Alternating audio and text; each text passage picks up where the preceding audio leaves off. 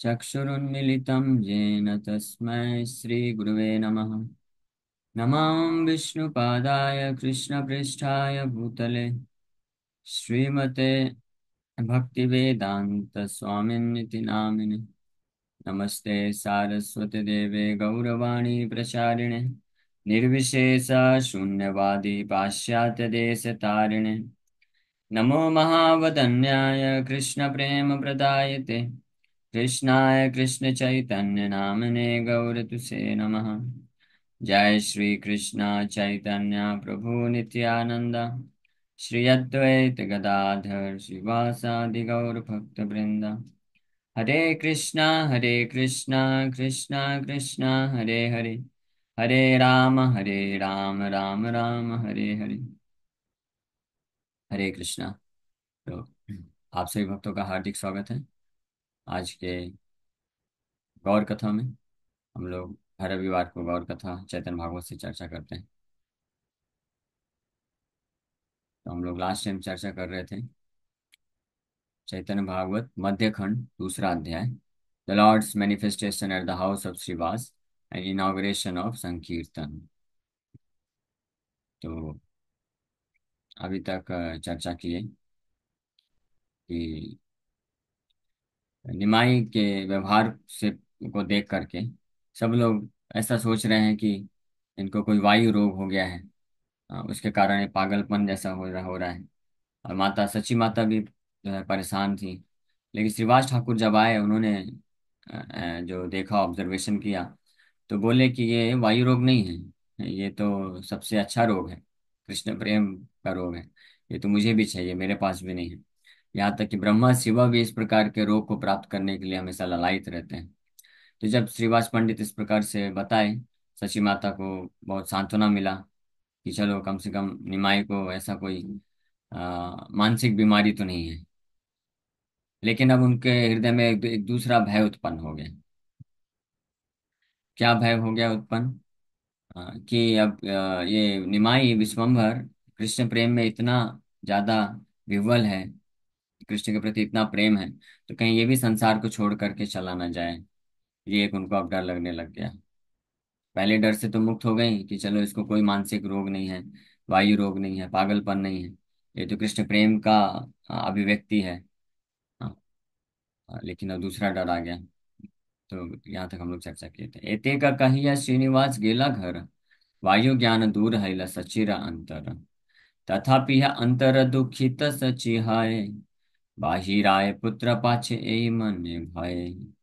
Mother Sachi however continued to feel anxiety out of fear that her son would leave home।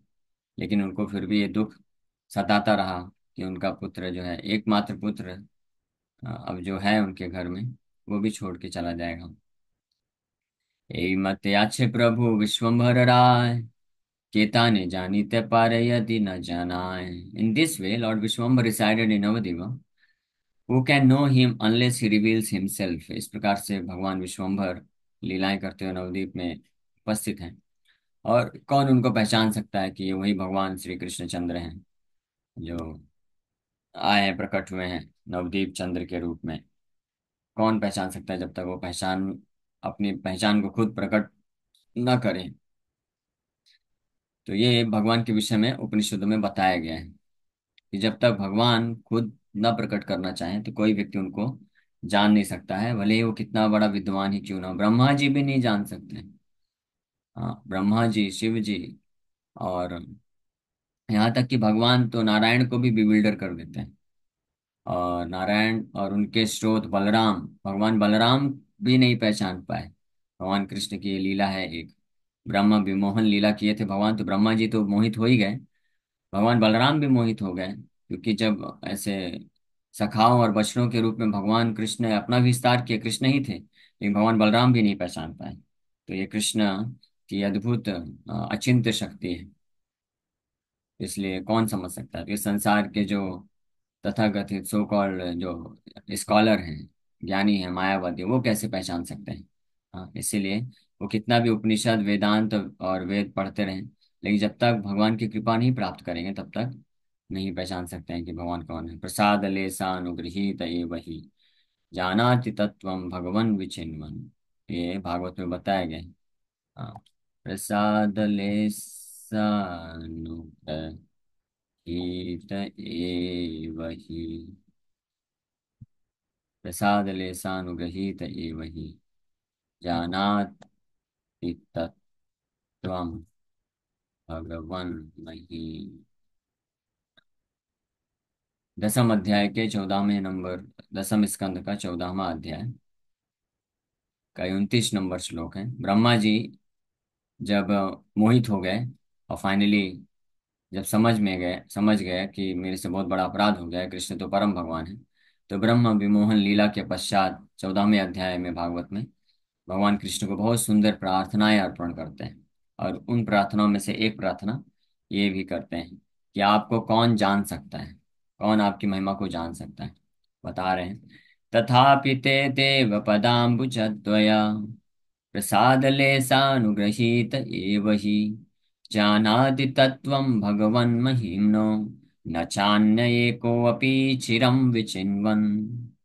न च अन्य, अन्य मतलब जितने भी अन्य लोग हैं, वो अपि चिरन चिरम विचिन्वन। चिरम मतलब हजारों लाखों लाखों वर्षों तक भी अगर अपनी बुद्धि का इस्तेमाल करके प्रयास करते रहें आपको समझने के लिए, तो नहीं समझ सकते हैं। लेकिन कौन समझ सकता है? My Lord, if one is favoured by even a slight trace of the mercy of your lotus feet. हाँ। तथा अथापि ते देव पदाम्बुज द्वयम। पदाम्बुज मतलब भगवान के चरण कमल, दो चरण कमल हैं सुंदर सुंदर भगवान के। भगवान के चरण पर कमल जो है बहुत सुंदर है, आपको दर्शन करा देता है। The lotus feet of Krishna, रास बिहारी के दर्शन कराते हैं भगवान के चरण कमल। देखिए कितने सुंदर चरण कमल हैं। तो बोल रहे हैं कि ये चरण कमलों का जब तक प्रसाद लेसानुग्रहीत एव ही, थोड़ी सी कृपा जब तक नहीं मिलती है किसी को इन चरण कमलों की। शर्मा, ये चरण कमल इतने पावरफुल हैं कि भक्त लोग इसका आश्रय लेने के पश्चात और कहीं जाना नहीं चाहते हैं।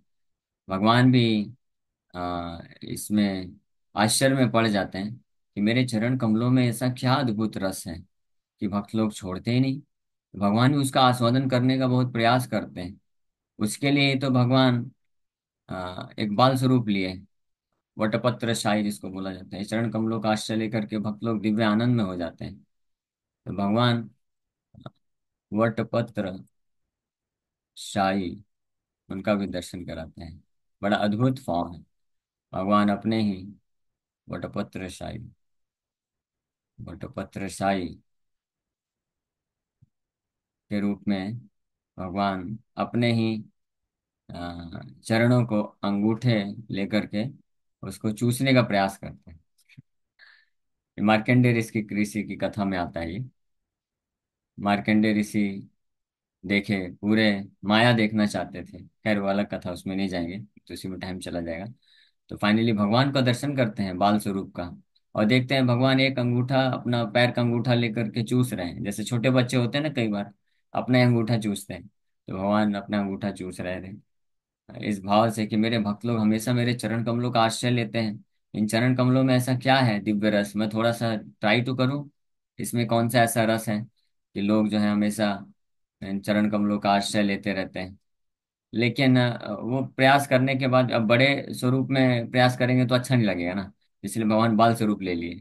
छोटा बालक अगर अपना अंगूठा चूसता है तो कोई अजीब नहीं लगेगा, लेकिन बड़ा व्यक्ति जैसे मान लीजिए 16 साल का लड़का है, वो अपना अंगूठा, पैर का अंगूठा लेकर चूसेगा तो बड़ा अजीब लगेगा। तो इसलिए भगवान बाल स्वरूप में आकर के वटपत्र शाही में लेट के बढ़िया चूसने का प्रयास कर रहे हैं, लेकिन वो रस नहीं मिल रहा है। तो फिर भगवान समझ गया ऐसे नहीं मिलेगा। हाँ, भक्त के भाव को भी लेना पड़ेगा। तो इसलिए भक्त के भाव को लेकर जब आए और निमाई चैतन्य महाप्रभु के रूप में जब आए, तो जब निमाई जाते हैं कहाँ, गया जाते हैं। तो गया में विष्णुपाद मंदिर है। विष्णुपाद मंदिर में जाकर के भगवान के चरण कमल है, उनके खुद के ही चरण कमलों का इम्प्रेशन है।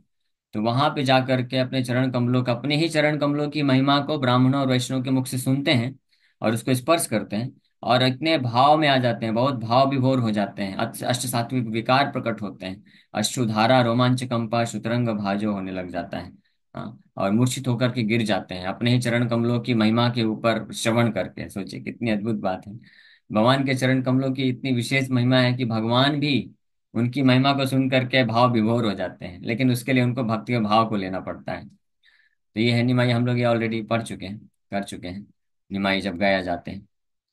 हाँ, तो इस प्रकार से भगवान प्रसाद, तो ब्रह्मा जी बोल रहे हैं कि my Lord, if one is favoured even a slight trace of mercy of your lotus feet, भगवान के चरण कमलों की थोड़ी सी कृपा अगर किसी को प्राप्त हो गई, वो थोड़ी सी कृपा क्या है, चैतन्य महाप्रभु बताते हैं, अयि नंद तनुज किंकरम पतितामाम विश्वमे भवाम्बुदौ कृपया तव पाद पंकज स्थित धूलि सदृशम विचिन्तय। कि हे नंद तनुज कृष्ण, मैं तो वैसे तो आपका सनातन दास हूँ, किंग करम मतलब मैं आपका दास हूँ, लेकिन माया के दास में फंस गया हूँ। सम और अदर मैं आपके चरण कमलों को भूल गया, आपको भूल गया, माया की सेवा में लग गया। अब आप कृपा करके क्या करिए, आपके चरण कमल में स्थित one speck of dust particle, एक धूल का कण बना लीजिए, तो इतने मात्र से मेरा उद्धार हो जाएगा, इतना मात्र से। तो ये है भगवान के चरण कमलों की महिमा, ऐसे बहुत महिमा बताई गई है। उन चरण कमलों का एक बार स्पर्श हुआ था, वामन देव के रूप में आए थे, और एक बार स्पर्श हुआ, जो कारणोदक सागर का जो जल है, एक बार स्पर्श प्राप्त करके वो गंगा जल बन गया। उसको भगवान शिव अपने आप को हमेशा सतोगुण में रखने के लिए, शुद्ध सत्व में रखने के लिए, और शुभत्व शिवत्व को प्राप्त करने के लिए, शिव जी का नाम शिव क्यों है, क्योंकि उनका उनका नाम, उनका रूप, उनके गुण, उनके जो लीलाएं हैं, वो सब शुभ है, ऑस्पिशियस है। जो भी उनके संपर्क में आता है उसके जीवन में ऑस्पिशियसनेस आ जाता है। लेकिन शिव जी को शिवत्व कैसे मिलता है, उस शिवत्व को बनाए रखने के लिए वो भगवान के चरण कमलों का एक स्पर्श प्राप्त करने वाली गंगा को अपने सिर पे हमेशा धारण करके रखते हैं, इसलिए वो शिवत्व को हमेशा बना के रखते हैं। वो भगवान शिव, वो ब्रह्मा जी भी, जिनका कांस्टेंट चिंतन करते हैं। और भागवत में जिसका बताया गया है, भगवान के चरण कमलों का स्पर्श और दर्शन के संपर्क में आना तो दूर की बात है। हाँ, डिवोटी जो भक्त होते हैं, भगवान के चरण कमलों का ध्यान करने मात्र से समस्त किल्बिषः, जितने भी हृदय में अनर्थ होते हैं, किल्बिषः मतलब पाप होते हैं, वो सब नष्ट हो जाता है। उसी प्रकार से नष्ट हो जाता है जैसे कि बहुत बड़ा रुई का पहाड़ है, उसमें अग्नि लगाने से कैसे वो भस्म हो जाता है, भस्म सात गुरुत्व, ऐसे बताया गया है। हाँ, तो ये भगवान के चरण कमलों के केवल ध्यान करने का, स्मरण करने का इतना महिमा है। भगवान के चरण कमलों का स्मरण तो छोड़िए, ध्यान छोड़िए, उनके चरण कमलों पे जो आश्रित भक्त हैं, उनका आश्रय लेने से, यद अपाश्रया शुद्धयन्ति प्रभव विष्णवे नमः, उनका आश्रय लेने से भी व्यक्ति जो है भौतिक संसार से तुरंत पार हो जाता है। और भवाम बुधे वत्स पदम, एक और श्लोक में बताया गया है भगवान के चरण कमलों की महिमा। भवाम भवाम अम्बुधे अम्बुधे वत्स पदम, ये भी ब्रह्मा जी की ही प्रार्थना है। ब्रह्मा जी को बहुत अच्छा साक्षात्कार हुआ, एक बार अपराध किए, उसके बाद इतना अद्भुत भगवान के चरण कमलों का साक्षात्कार हुआ, उनके स्वरूप का साक्षात्कार हुआ। बोल रहे हैं, समाश्रिता ये पद पल्लव प्लवम महत्पदम पुण्य यशो मुरारे भवाम बुधिर्वत्स पदम परम पदम पदम पदम यद विपदाम न तेषाम। समाश्रिता, जिसने आश्रिता, सम्यक रूपेण आश्रिता, पूरी तरह से जो पद पल्लव प्लवम, भगवान के लोटस फीट, पल्लव like flower buds, very beautiful, भगवान के चरण कमल जैसे पुष्प का जो बर्ड होता है, बडिंग फ्लावर होता है, जो बहुत ही नया नया पुष्प निकलता है, तो बहुत ही कोमल और फ्रेश होता है, उसमें जूस होता है। उसी प्रकार से भगवान के चरण कमल वैसे ही बड़े सुंदर, कोमल और जूसी और फ्रेश होते हैं। उनका जो आश्रय ले लेता है एक बार भी, तो वो चरण कमल जो है एक बोट, बहुत बड़े नाव की तरह कार्य करते हैं। और ये भौतिक संसार जो है भव बंधन, भव सागर की तरह है।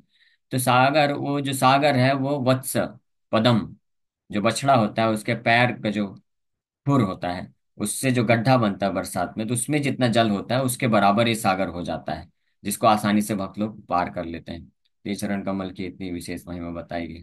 तो यही बोल रहे हैं इसलिए कि even a slight trace of mercy of your lotus feet he can understand the greatness of your personality. तो भगवान के इस प्रकार के चरण कमलों की बहुत थोड़ी सी कृपा, बहुत ज्यादा नहीं, बहुत थोड़ी सी कृपा भी मिल जाती है, तो वो भगवान के महानता को, भगवान महिमनो, भगवान की महिमा को जानाति तत्वम, जान जाता, तत्व के साथ जान जाता है। But those who speculate to understand the supreme personality of God are unable to know you even though they continue to study the Vedas for many many years. लेकिन जो लोग आपके चरण कमलों की महिमा को नहीं जानते, आश्रय नहीं लेते हैं, तो वो पूरा जीवन भर, जीवन भर छोड़िए हजारों हजारों जन्मों तक भी वैदिक शास्त्र अध्ययन तपस्या ये सब करते रहें ज्ञानी मायावादी बन करके, वो आपके बारे में एक 1% भी नहीं जान सकते हैं, और इस भौतिक जगत में हमेशा फंसे रहते हैं। वायु रथापि मनसो मुनि पुंगवानाम। हाँ, वो अपनी बुद्धि का इस्तेमाल वायु और मन की गति से भी क्यों ना करें, तब भी नहीं जानते हैं। वेदेशु दुर्लभम, वैदिक शास्त्रों में भी दुर्लभ है, लेकिन अदुर्लभम आत्म भक्तो, अपने भक्त के लिए दुर्लभ नहीं है भगवान, बड़े सुलभ हैं। तो ये इस प्रकार से शास्त्रों में वर्णन किया गया है। तो ऐसे भगवान नवदीप में निवास कर रहे हैं, तो जब तक वो ना जनाना चाहेंगे तो कौन जान सकता है। श्वेतर उपनिषद में बताया गया है, स वेत्ति वेद्यम न च तस्य वेत्ता, nobody knows him yet he know, he is the knower and the object of knowledge. स वेत्ति वेद्यम न च तस्य वेत्ता, स वेत्ति वेद्यम, वो सब कुछ जानते हैं और सब कुछ जानने के लिए असली विषय वस्तु है, यानी ultimate goal of all the knowledge भी है। लेकिन न च तस्य वेत्ता, लेकिन उनको कोई नहीं जानता है। बड़ी इंटरेस्टिंग बात है ना। इस संसार में चाहे भौतिक ज्ञान हो, आध्यात्मिक ज्ञान हो, भौतिक कार्य हो, आध्यात्मिक कार्य हो, भौतिक वस्तु, आध्यात्मिक वस्तु, सब कुछ का अल्टीमेट कंक्लूजन है कि उसके माध्यम से स एव वेद्यम, उनको ही जानना है। अहम एव वेद्यो वेदांत कृत वेद विद एव चाह वेदैश्य सर्वेर। वेदैश्य सर्वेर का मतलब है, वेद मतलब ज्ञान, हर प्रकार के इंफॉर्मेशन, नॉलेज, स्किल, ज्ञान के द्वारा अहम एव वेद्यो, मुझे ही जानना है, यही अंतिम लक्ष्य है। हाँ, लेकिन इंटरेस्टिंग बात यह है कि सबके अंतिम लक्ष्य भगवान को जानना ही है, हर प्रकार के कार्य ज्ञान वगैरह लेकर के। लेकिन इंटरेस्टिंग बात तो ये, आश्चर्यजनक बात यह है कि कोई नहीं जानता उनको। न च तस्य वेत्ता, नोबडी नोज हिम। ये श्वेताश्वतर उपनिषद में बताया गया है। तो मायावादी लोग ये उपनिषद वगैरह पढ़ते हैं, लेकिन ये श्लोक पता नहीं क्यों नहीं समझ पाते हैं। एनीवे, और मुंडक उपनिषद, कठोपनिषद उपनिषद में भी बताया गया, यम एवैष वृणुते तेन लभ्यस्तस्य एष आत्मा वृणुते तनुम स्वाम। उपनिषद मुंडक और कठोपनिषद उपनिषद में बताया गया, the Lord is obtained only by one whom he himself chooses, to such a person he manifests his own form। अपने खुद के स्वरूप को, तनुम स्वाम यहाँ पे लिखा हुआ है साफ साफ, विवृणुते, आत्मा विवृणुते तनुम स्वाम। तनु मतलब अपना शरीर, तनु मतलब फॉर्म, रूप, स्वरूप। स्वाम मतलब अपना खुद का, अपने खुद के स्वरूप को भगवान किसी व्यक्ति को चूज करते हैं, सेलेक्ट करते हैं, उसी को बस प्रकट होता है। हाँ, लेकिन और कोई व्यक्ति नहीं जान सकता है। हाँ, कितना भी वो कर ले, तो ये सब जो है मायावादी दार्शनिक लोग ये सब पढ़ते हैं श्लोक, लेकिन अनफॉर्चुनेटली, क्यों, वही कारण है क्योंकि अभी चूज नहीं किया भगवान। हृदय में उनके ईर्ष्या है, इसलिए भगवान छुपा के रखते हैं। भगवान दूसरी बुद्धि देते हैं हृदय से, जिसके कारण वो भगवान को निराकार बोलते हैं। हाँ, अपने आप को भगवान बोलते हैं कुछ लोग, तो यस, भगवान को निराकार बोलते हैं। एनीवे, तो इस प्रकार से वो भगवान अब चैतन्य महाप्रभु के रूप में जब वो भगवान आए हैं तो कौन समझ सकता है। एक तो वैसे ही भगवान योग माया समावृता, हाँ, माया जवनिका छन्नम, हाँ, अज्ञा अधोक्ष जव्ययम। भगवान, कुंती महारानी प्रार्थना करते हैं कि भगवान आपको कौन जान सकता है, कोई जान ही नहीं सकता है। क्यों? क्योंकि माया जवनिका छन्नम, आप माया से अपने आप को ढक के रखते हैं। हाँ, अज्ञा, और ज्यादातर इस संसार के सभी लोग मूर्ख हैं, अज्ञा मतलब मूर्ख हैं, वैसे भी ज्ञान नहीं है और आप छुपा के रखते हैं। और तीसरी बात अधोक्षजा, आप अधोक्षज हैं, you are beyond sense perception. आपको इंद्रियों, भौतिक इंद्रियों, मन बुद्धि से समझा ही नहीं जा सकता है, उसके बियॉन्ड है आप, परे हैं। तो कैसे जान सकता है? तो भगवान कृष्ण को, भगवान राम को भी नहीं जान सकते, नारायण को भी नहीं जान सकते लोग। तो यहाँ पे तो वही कृष्ण चैतन्य महाप्रभु के रूप में भक्त के भाव में आए हैं, अपना ही भक्ति करके भाव विभोर हो रहे हैं, तो कौन उनको देख करके सोच भी पाएगा कि वही भगवान है? इम्पॉसिबल। ज्यादा से ज्यादा कोई यही समझेगा कि ये कृष्ण के महान भक्त हैं, यही समझ पाएगा। इसलिए आज भी कई लोग चैतन्य महाप्रभु को एक महान सन्यासी, महान संत के रूप में देखते हैं, लेकिन चैतन्य महाप्रभु वही कृष्ण है, लोग नहीं समझ पाते हैं। लेकिन भगवान की कृपा से भक्त लोग जान जाते हैं। एक दिन प्रभु गदाधर करि संगे, अद्वैत देखिते प्रभु चलिले न रंगे। एक दिन भगवान गदाधर पंडित के साथ अद्वैताचार्य को देखने के लिए, उनसे मिलने के लिए गए। अद्वैत देखी लगिया प्रभु दुई जान, वसिया करे न जल तुलसी seven. When they arrived, the two Prabhus saw Advaita Acharya sitting and worshipping the Lord with Ganga water and tulsi leaves. जैसे ही पहुंचे तो देखिए अद्वैताचार्य क्या कर रहे थे, गंगा जल और तुलसी पत्ते से भगवान कृष्ण का पूजा कर रहे थे। यानी गंगा जल में तुलसी पत्र डाल करके उनको स्नान करा रहे थे, फिर फाइनली अर्पण कर रहे थे। ये विधि है। हाँ, जो भी भक्त इस प्रकार से कृष्ण का सेवा करते हैं, विग्रहों का करते हैं, गंगा जल में तुलसी डाल करके उनको स्नान कराना और फिर अच्छे से उनको श्रृंगार ड्रेसिंग करके उनके चरण कमलों में बहुत ही सुंदर सुंदर तुलसी और चंदन का लेप लगा करके अर्पण करना, ये सबसे बड़ी सेवा मानी जाती है। This is the highest service. और इससे भगवान बड़े आसानी से बड़े संतुष्ट हो जाते हैं। इतना तो कोई भी कर सकता है, तुलसी सबके पास अवेलेबल है। और गंगा जल अगर नहीं है तो मंत्र उच्चारण के द्वारा किया जा सकता है। ओम गंगे च यमुने चैव गोदावरी सरस्वती नर्मदे सिंधु कावेरी जले अस्मिन् सन्निधिं कुरु। ये मंत्र बोलते हैं जैसे, तो न केवल गंगा बल्कि सातों नदियों का हम लोग मंत्र के द्वारा आवाहन करके जल में विराजमान कर देते हैं। और फिर तुलसी उसमें डाल करके भगवान को बड़े सुंदर तरीके से भक्त लोग स्नान करते हैं। स्नान करते वक्त अगर किसी को आता है ब्रह्म संहिता पढ़ सकते हैं। ईश्वर परमा कृष्ण सच्चिदानंद विग्रह, अनादिरादिर गोविंद सर्व कारण कारणम, चिंतामणि प्रकर सद्म सुकल्प वृक्षा, लक्षावृतेषु सुरभीर विपालयन्तम्, लक्ष्मी सहस्र शत संभ्रम सेव्यमानम, गोविंदमादिपुरुषम तमहं भजामि।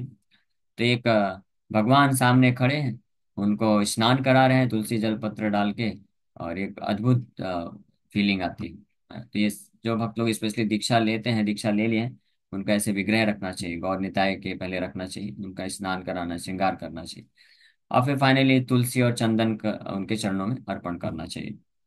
हाँ, ये मंत्र मंत्र नहीं भी आते हैं तो आप हरे कृष्ण महामंत्र बोल के भी कर सकते हैं, भगवान भावग्राही हैं। जैसे गंगा माता का आवाहन करने के लिए मंत्र तो सरल ही है, याद कर सकते हैं, कोई बड़ी बात नहीं है। नहीं आता है तो आप मन से प्रार्थना करिए, हे माता गंगा, कृष्ण की सेवा के लिए आप कृपा करके इस जल में उपस्थित हो जाइए। इतना बोल सकते हैं हिंदी में, वही चीज संस्कृत में है, वही हिंदी में आप बोल दीजिए, भगवान भाव को स्वीकार करते हैं। एनीवे, तो अद्वैत प्रभु वो तो खैर मायापुर में रह रहे हैं, तो वहाँ तो गंगा नदी ही प्रवाहित हो रही है, तो वहां से डायरेक्ट गंगा जल और तुलसी लेकर के वो स्नान कराते थे। तो ऐसे देखे चैतन्य महाप्रभु विश्वम्भर पहुंचे हैं गदाधर के साथ। द्विभुजा आस फालिया बले हरि हरि, क्षणे हसे क्षणे कांदे आपन पासरी। तो अद्वैत आचार्य लेकिन किस प्रकार से करना चाहिए वो भी सीखना है, महत्वपूर्ण है। अद्वैत आचार्य के जैसे जिस भाव में किए, अगर उस भाव में कोई भक्त करेगा तो भगवान कृष्ण बिक जाएंगे। वो भक्त की प्रार्थना को कभी अस्वीकार नहीं करेंगे। और ऑफ कोर्स इस प्रकार का जो भक्त होता है दिव्य स्थिति में कभी भौतिक प्रार्थनाएं नहीं करता है। हाँ, या किसी को कष्ट देने वाली प्रार्थना नहीं करता है। उसके हृदय में केवल एक ही वांछा होती है कि भगवान कृष्ण आप सदैव मेरे हृदय में उपस्थित रहिए, मुझे आपकी सेवा में लगाइए, आपकी कृपा पात्र बनाइए, आपके प्रति प्रेम प्रदान करिए। तो इस प्रकार से इस भाव में तो Advaita raised his two arms and loudly chanted Hari Hari. हाँ, भगवान का स्नान कराते हुए आज तुलसी दल अर्पण करते हुए वो जोर जोर से चिल्लाते थे, नाम लेते थे, हरे कृष्णा कृष्ण कृष्ण हरे हरे, हरे राम राम राम। और इस प्रकार से ही completely forgot himself as he laughed one moment and cried the next.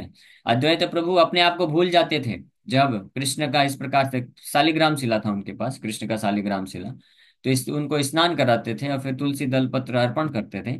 तो इस ये सेवा कर अद्भुत सेवा करके अद्वैत प्रभु अपने आप को भूल जाते थे कि वो कौन है, वो कौन है, महाविष्णु है। अपने आप को भूल जाते थे। और कभी रोते थे, जोर जोर से अश्रुधारा बहती थी, और कभी जोर जोर से हंसते थे, इतना दिव्य आनंद प्राप्त करते थे। सोचिए भगवान महाविष्णु भी कृष्ण का सेवा करके और कृष्ण का नाम उच्चारण करके अद्भुत आनंद को प्राप्त कर रहे हैं। तो हम लोग तो, हमारा तो स्वरूप ही है कृष्ण नित्य दास, तो हम लोग अगर करेंगे हम लोग अभी उस आनंद को नहीं प्राप्त कर पा रहे हैं, उस दिव्यता की स्थिति नहीं है, क्योंकि हमारे हृदय में बहुत सारे कल्मश हैं अभी। इसलिए उसको साफ करने की आवश्यकता है। जैसे लोहा होता है, तो अगर लोहा शुद्ध है, उस पे कोई भौतिक, उसमें कोई आवरण नहीं है जंग का, तो चुंबक के संपर्क में जैसे आएगा तुरंत आकर्षित हो जाएगा, स्वाभाविक रूप से। लेकिन जंग लगा रहता है तो फिर चुंबक उसके ऊपर भी रख दो तब भी आकर्षित नहीं होगा। उससे हमारी स्थिति वैसे ही है। हमारा हृदय लोहे में जंग लगे जैसी स्थिति है, और ऐसा कैसा जंग लगा है, कई किलोमीटर की परत जमी हुई है जंग की, तो उसको साफ करना है पहले। हाँ, तो साफ करने का प्रोसेस है चेतो दर्पण मार्जनम। हरिनाम जितने, जितनी शुद्धता से भगवान के, जितनी तीव्रता से ध्यान पूर्वक और नियमित रूप से भगवान के नाम का जप करते जाएंगे, भगवान की कथा का श्रवण करते जाएंगे, तो ये जो जंग लगी हुई जो परत है, ये भेद जाएगी, नष्ट हो जाएगी, टूट जाएगी। हाँ, और फिर हम जो प्रवेश कर सकेंगे उस दिव्य अवस्था को। महामत्त सिंह ये न करे हुंकार, क्रोध देखिए न महारुद्र अवतार। He rode like an intoxicated lion. हाँ, एक नशे, जो लायन है, शेर है, वो तो हुंकार करता है, तो वो हुंकार अपने आप में बड़ी अद्भुत हुंकार होती है, शेर की हुंकार। कुत्ता भौंकेगा, और बिल्ली है, कुत्ता है, लोमड़ी है, गीदड़ है, वो सब अपना अपना आवाज निकालते हैं, पशु पक्षी भी अपना आवाज निकालते हैं। यहाँ तक कि हाथी भी आवाज निकालता है, वो थोड़ा डरावना हो सकता है, लेकिन बाकी जितने पशु पक्षी हैं कुछ भी आवाज निकालते हैं, कोई फर्क नहीं पड़ता है। जब शेर दहाड़ता है तो वो बहुत ही अद्भुत होता है। और वो भी अगर शेर जो है नशे में हो या पागल हो मान लो, तो तब दहाड़ेगा तो क्या हाल होगा। तो अद्वैत प्रभु इतने उन्मत्त हो चुके हैं, कृष्ण के प्रेम को एक्सपीरियंस कर रहे हैं। कृष्ण मोई चैतन्य रदास, मोई चैतन्य रदास, ऐसे चिल्लाते थे कि I am servant of Lord Chaitanya, I am servant of Lord Krishna, I am servant of Lord Krishna. हाँ, और बोलते थे कि सभी जीवात्माओं को बोलते थे कि हऊ कृष्णदास, हऊ कृष्णदास, कृष्ण का दास बनो, कृष्ण मत बनो। ये क्यों बकवास मायावादी बनते रहते हो आप लोग। कौन बोल रहे हैं? महाविष्णु बोल रहे हैं। महाविष्णु जोर जोर से चिल्लाते थे अद्वैत प्रभु के रूप में कि हाउ कृष्णदास, कृष्ण का दास बनो, कृष्ण का दास बनो। दास बनने में जो सुख है, आनंद है, वो भगवान बनने में नहीं है। देखो मैं तो भगवान ही हूँ। मैं महाविष्णु हूँ। मैं बराबर ही हूँ कृष्ण के, शक्ति में, सुंदरता में, सब चीज में मैं बराबर ही हूँ, सारे ऐश्वर्य में। हाँ, लेकिन फिर भी वो सुख नहीं है उधर। मैं दास बनना चाहता हूँ, तो तुम जीवात्मा हो, इनसिग्निफिकेंट, तो तुम क्यों कृष्ण बनना चाहते हो? तो ये बड़ी अद्भुत बात है। जो जीवात्मा इनसिग्निफिकेंट है, जिनका कोई महत्व ही नहीं है, महत्वहीन है, कभी भगवान बन भी नहीं सकता है, स्वप्न में भी नहीं बन सकता है, स्वप्न में भी भगवान के जैसे कार्य नहीं कर सकता है। वो जो है मायावादी बन करके भगवान बनना चाहते हैं, अपने आप को भगवान डिक्लेयर करते हैं। और जो स्वयं भगवान हैं, महाविष्णु, पूरे सृष्टि असंख्य अनंत कोटि ब्रह्मांड को अपने रोम रोम से निकालते हैं, उसका पालन पोषण संहार करते हैं, वो अपने आप को कृष्ण का दास मानते हैं। हाँ, ऐसे इस भाव में, इस रस में जोर जोर से हुंकार करते थे। और क्रोध देखिए ये ना महारुद्र अवतार, his wrath was so intense it appeared that the great Rudra had advented। और जब क्रोध करते थे इसी प्रेम में, प्रेम का लक्षण है, प्रेम के कारण क्रोध करते थे। क्यों क्रोध करते थे? कि जीवात्माएं ऐसे भगवान कृष्ण के दासत्व को स्वीकार ना करके अपना मनुष्य जीवन को व्यर्थ गंवा रहे हैं, और जो चीप मटेरियल हैप्पीनेस है, जो तुच्छ भौतिक सुख है, उसके पीछे अपने आप को अंधकार में, तमोगुण में लेके चले जा रहे हैं। तो ये देख करके फ्रस्ट्रेशन होता था उनको कि ये मेरे जीवात्माएं हैं, भगवान के, उन्हीं के तो अंश है ना हम सब, भगवान के अंश है, मेरे जीवात्माएं मेरे बच्चे हैं, लेकिन कितने भ्रमित हैं, कितने दुष्ट हो चुके हैं। तो बड़ा क्रोधित हो जाते थे ये सोच सोच करके, और जोर जोर से हुंकार करते थे, और कृष्ण को फिर ये बहुत इंटेंसिटी के साथ प्रार्थना करते थे कि आपको आना पड़ेगा, आपको आना ही पड़ेगा, तभी, मैं नहीं कर सकता हूँ, अगर आप नहीं आएंगे तो मैं अपना सुदर्शन निकालूंगा, सबका वध कर दूंगा। ऐसा भी बोल देते थे क्रोध में। तो इस प्रकार से ऐसा प्रकट होता था जैसे महारुद्र अवतार हो चुका है। रुद्र जिस प्रकार से संहार के समय में क्रोध करते हैं, तांडव नृत्य करते हैं, तो इस प्रकार से अद्वैताचार्य की स्थिति हो जाती थी। अद्वैत देखिबा मात्र प्रभु विश्वम्भर, पाटिल मूर्छित है पृथ्वी ऊपर। तो विश्वम्भर प्रभु, महाप्रभु विश्वम्भर आए गदाधर के साथ, और अद्वैताचार्य को इस प्रकार से देख रहे हैं, भगवान का सेवा करते हुए उन्मत्त हैं, हुंकार कर रहे हैं, हरि हरि बोल रहे हैं। तो दूर से देखते ही विश्वम्भर भगवान, वो है, वहीं पे मूर्छित खा के गिर गए। तो भगवान और भगवान के भक्त दोनों एक ही कैटेगरी के हैं। जैसे अद्वैत प्रभु विश्वम्भर के दासत्व को स्वीकार करते हैं कि मैं विश्वम्भर का दास हूं, और उस भावना में, उस संबंध को का स्मरण करके इतने भाव में है कि जोर जोर से रो रहे हैं, हंस रहे हैं और हुंकार कर रहे हैं उनका नाम ले लेकर के, हरि हरि, हरे कृष्णा हरे कृष्णा। और वहां भगवान का भी वही हाल है।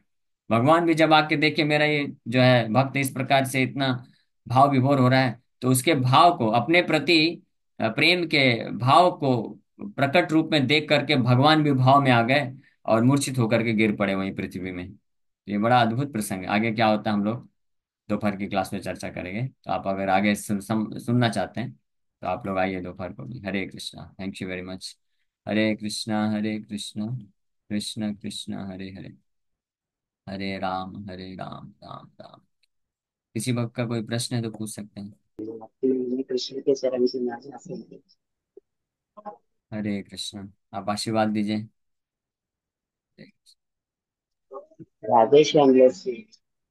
Thank you, Hare Krishna. Yes, Anima Siddhi Mata ji, आपका कोई प्रश्न है? हरे कृष्ण प्रभु, दंडवत प्रणाम। हरे कृष्णा। प्रभु जी, मैंने फर्स्ट टाइम ये कथा ज्वाइन करी है। मुझे लगता था संडे नहीं होती है, लेकिन मुझे सच में बहुत अच्छा लगा। मैं बता नहीं सकती, बहुत ही अच्छी कथा थी। और पहली बार चैतन्य महाप्रभु के बारे में और इतना कुछ सुना चैतन्य उसके। लेकिन प्रभु जी, बहुत सारे सवाल ऐसे मन में उठते हैं। बस एक ही मैं पूछ रही हूँ कि प्रभु जी, क्या चैतन्य महाप्रभु कृष्णा से ज्यादा दयालु हैं?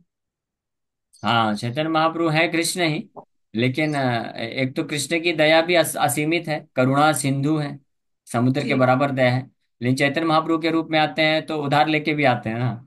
और जिनसे उधार लिए हैं उनके पास कृष्ण से ज्यादा दया है, श्रीमती राधा रानी से भाव लेके आए हैं। तो इसलिए चैतन्य जी। महाप्रभु की दया को हम बोल सकते हैं डबल है, कृष्ण से डबल है, डबल से भी ज्यादा बोलेंगे। क्योंकि राधा रानी का जो दया है, कृपा है, वो कृष्ण से ज्यादा है। तो कृष्णा का खुद का भी है और श्रीमती राधा रानी का भी प्लस लेके आ गए हैं, तो अब डबल से भी ज्यादा हो चुका है। और लेकिन अद्भुत बात यह है कि कृष्ण के पास भी जो दया है वो भी असीमित है। श्रीमती राधा रानी की दया भी असीमित है और उनकी दया कृष्ण से ज्यादा है। और जब कंबाइंड होकर के आती है चैतन्य महाप्रभु के रूप में वो दया, तो वो भी असीमित है। अब ये कोई मैथ है, भौतिक जगत के गणितज्ञ लोग फेल हो जाएंगे इसमें कैलकुलेशन बिठाने में। बट जी ये प्रभु बात जी। सही है। प्रभु जी, एक सवाल और था कि जैसे अपन हाँ, मोस्टली सब लोग घर पे लड्डू गोपाल पता था रख लिए। अब जैसे बहुत सारी ऐसा हमने मंदिर में सुना, प्रभु लोग बोलते हैं कि बहुत सारे विग्रह घर पे रखो तो फिर मंदिर की सेवा हम उतना नहीं कर पाते हैं। तो जैसे आपने बोला कि गौर निताई रखना चाहिए, तो फिर उसके लिए क्या करना चाहिए प्रभु जी? तो इसलिए प्रभुपाद जी रिकमेंड किए, क्योंकि कृष्ण का जो सेवा है ना वो बहुत ही कॉम्प्लेक्स है। उसमें अगर कुछ कमी होती है तो अपराध लगता है। हाँ, लेकिन चैतन्य महाप्रभु इसलिए क्योंकि स्पेशली गृहस्थ भक्त होते हैं जो, और जो ब्राह्मण दीक्षित नहीं है, पूरी शुद्धता से अभी नहीं कर पा रहे हैं, नहीं कर सकते हैं, या पूरा हर टाइम भोग प्रॉपर प्रॉपर समय पे भी, ये दोनों चीज इंपॉर्टेंट होती है। पूरी पवित्रता के साथ बिल्कुल समय पे पूरा भोग लगना चाहिए, राधा कृष्ण के विग्रह जिनके होते हैं, आरती होना चाहिए, सब कुछ होना चाहिए। लेकिन चैतन्य महाप्रभु इतने दयालु हैं कि प्रभुपाद जी बोले गौर निताय अगर विग्रह रखते हैं तो आप जितना सेवा कर सकते हैं करिए, वो स्वीकार कर लेते हैं। अगर कोई कुछ नहीं कर सकता है, उनको बस एक गिलास पानी सामने रख दे तुलसी पत्ता के साथ और बैठ के उनके सामने जप करे हरे कृष्ण महामंत्र, वो पूरी तरह से संतुष्ट हो जाएंगे, कोई अपराध नहीं लेंगे। इस हद तक गौर निताय दयालु हैं। तो इसलिए रिकमेंडेड है कि हम जो है गौर निताय को सेवा करें पहले। जगन्नाथ बलदेव सुभद्रा महारानी भी हैं। और फिर जो भक्ति में बहुत एडवांस हो जाते हैं, जिनके घर में ऐसे 4-5 सदस्य होने चाहिए कि जो भगवान के राधा कृष्ण का अच्छे से विग्रह सेवा पूजा कर सकते हैं और दीक्षित होने चाहिए, ब्राह्मण दीक्षित, तब फिर रख भी सकते हैं। ठीक है। प्रभु जी, लड्डू गोपाल जैसे घर पे और दूसरा रखे हुए तो? और दूसरा लड्डू गोपाल की रही बात, तो लड्डू गोपाल जी देखिए अकेले हैं, तो कृष्ण का हम लोग स्पेशली गौड़ी वैष्णव संप्रदाय में हम कृष्ण का अकेले पूजा नहीं करते हैं। हम कृष्ण का राधा रानी के साथ, या कृष्ण बलराम, या राधा कृष्ण, इस तरह से हमको पूजा अर्चना करना चाहिए। तो इसलिए लड्डू गोपाल आपके पास है तो उनको रखिए। लेकिन साथ में आप तो वैसे दीक्षा हो गया ऑलरेडी, तो आप गौर निताय के विग्रह लाइए और गौर निताय प्लस लड्डू गोपाल दोनों का, तीनों का सेवा करिए। तो गोपाल जी के प्रति कुछ अपराध होगा तो चैत गौर निताय बोलेंगे ठीक है भाई, अभी अपराध नहीं लेने का, हम कलयुग के भगवान हम हैं, इनको माफ कर दो। ठीक है, thank you so much Prabhu protected ji. रहेंगे। ओके, हरे कृष्ण। मेरे घर में कृष्ण जी हैं, मतलब थोड़ी बड़े तो हैं, और लक्ष्मी जी हैं, तो मैं उन्हीं की पूजा करती हूँ। तो क्या ये सही है? और तो मैं बताया अभी कि जो स्पेशली दीक्षा के उपरांत है ये करना चाहिए। बहुत सारे इसमें नियम होते हैं, मतलब पवित्रता का बहुत ध्यान रखना पड़ता है, और टाइम पे भोग लगाना, आरती करना वो जरूरी होता है विग्रहों के सेवा में। तो इसलिए तो हम प्रभु लोग जी रिकमेंड करते हैं कि बहुत शुरू दिन में से जगन्नाथ हैं, जी। आज हाँ, 15 साल से हैं। हाँ। तो क्या करें? हाँ तो ठीक है, रखिए। साथ में आप गौर निताय भी लेके आइए, छोटे विग्रह। गौर निताय रहेंगे तो फिर अपराध नहीं लगेगा। जी प्रभु जी, हरे कृष्ण। हरे ओके। कृष्णा प्रभु जी। प्रभु जी, मुझे ये जानना था, जैसे आपने अभी कथा में बताया, जब हम भगवान के दास के दास के दास के दास बन के जब सेवा करते, तो मन में जो भाव प्रकट होता है ना, वो बहुत अच्छा लगता है।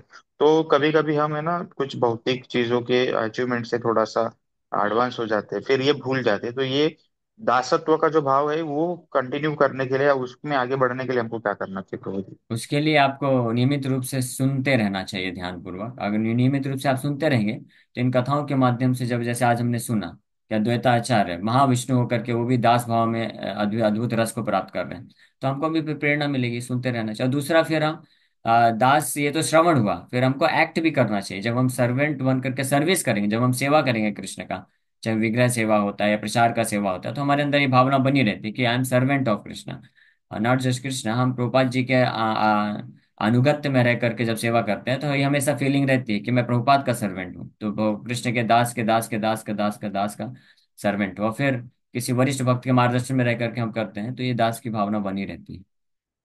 ओके। हरे कृष्ण। ओके।